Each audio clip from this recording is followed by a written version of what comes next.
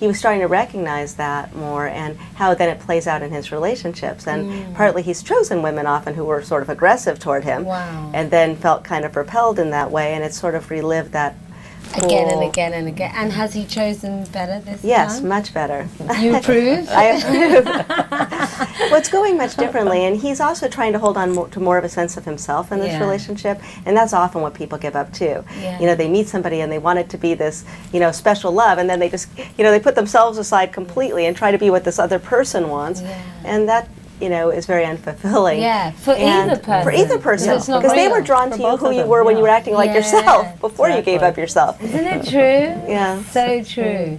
So in terms of parenting, what would you, obviously the ideal is to have both parents, but is there one parent that's more important to a child than another? Is it more important to have a good mother or a good father, or does it depend on the sex of the child?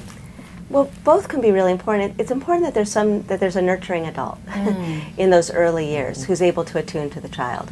And that could be the mother, it could be the father, but so whoever's spending the majority of the time with the infant, it's very important that they attune to that infant. And it could be somebody outside the family, but they do need a caretaker who's really going to be available for them, and to form an attachment where they do feel a secure base with somebody, where they get that comforting and that nurturing. And then they can explore out from there, and as they start to get a little bit older, they can get that, you know, their needs met by a variety of people if there's a number of trusting of adults in their environment. And probably it's optimal for every child to have 5 caring adults in their life. Right. So you that's know, the ideal. You know, that's the ideal. Because no one, you know, when it's only one mom isolated with her child, or, you know, one dad for that matter, that often is very, you know, it often doesn't go very well, because that parent doesn't have the support, and their needs aren't getting met other places. So then they tend to focus their needs on the child, you know, where it's not really appropriate. So, you know, really, to be an ideal parent, it's good to be getting your needs met on an adult level by an adult partner. That would be the ideal. Or by adult friends, and then, you know, having this child as an addition in your life, and then having at least 3 other. You know, 4 other people. It would be really optimal. Would be really optimal. But so the lucky number is 5. The lucky number is 5, and that could be, you know, older siblings, cousins, grandparents. It doesn't have to just be, or friends of the family. It doesn't have to just be certain people. How often should those people interact with the child, would you say? Well, on a regular basis would be nice, so that there's a trust that develops. Because what kids are ascertaining from the beginning, children are really looking to see sort of who's in the tribe and who's out of the tribe, you know, as a safety thing, you know, like who are the people you can trust. And if you want them to trust all kinds of people, it's good to expose them to all types of people, and to have those early influences that they develop that trust. And, you know, it's great when kids have a bigger secure base, but at least one caring parent and other caring adults that come into a child's life can make a big difference. And I always try to remind people of this, because even if you're not a parent, you can make a big difference in a child's life just by being another caring adult who really is able to attune with them, who shows them caring and respect. That can have a huge impact, even on a child who has a very difficult situation. To have one caring adult can make a difference. So while the optimal is 5, one caring adult, even outside of the family, can make a huge difference. You know, so even a teacher who treats the children particularly well can make a big influence, particularly for that child who's not being treated that way at home. So I think we all have a chance to impact children even beyond our own, just by being another caring adult in their life. Brilliant. I'll take that on board. And then relationships, if we move on to love relationships, as it were. Why do people choose the people that they choose?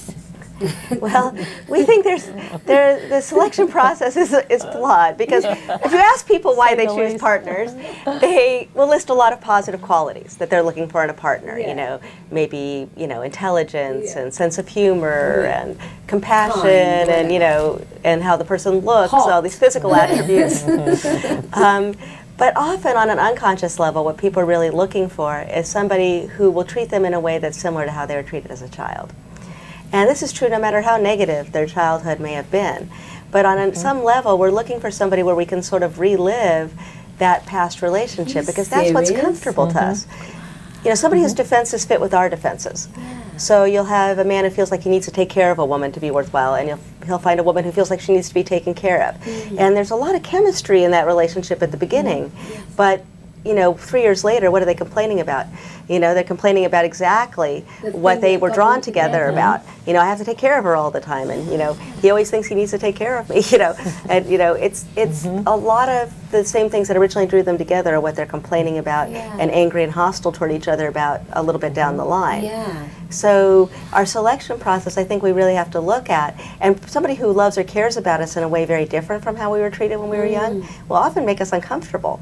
And over and over you'll hear from people, well, I'm not really attracted to that person. You know, they're really nice, but you know, not my type. It's like when women say we don't like good guys. It's like when women want the bad boy, they say the good guy's boring. Right. Exactly. It's that exact thing. No chemistry with the good boy. But and particularly if your defenses aren't adapted for the good guy, they're adapted for the bad guy, then you're going to be more drawn to that. You know, or somebody who isn't that personal with you.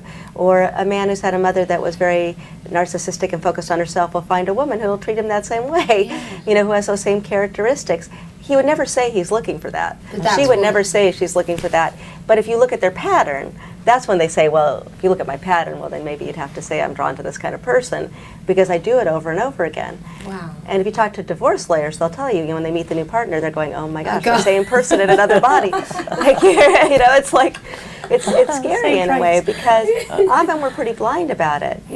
And, you know, then the other thing that causes distress in relationships, if we do get outside of our comfort zone and we do, for whatever reason, take a chance on somebody who's a bit different from how we were treated in our childhoods, we'll often start at some point when we get really self-conscious about that, we'll start to distort the other person and see them more in terms of people in our past. And sabotage. And sabotage, and do a lot of projecting onto the other person.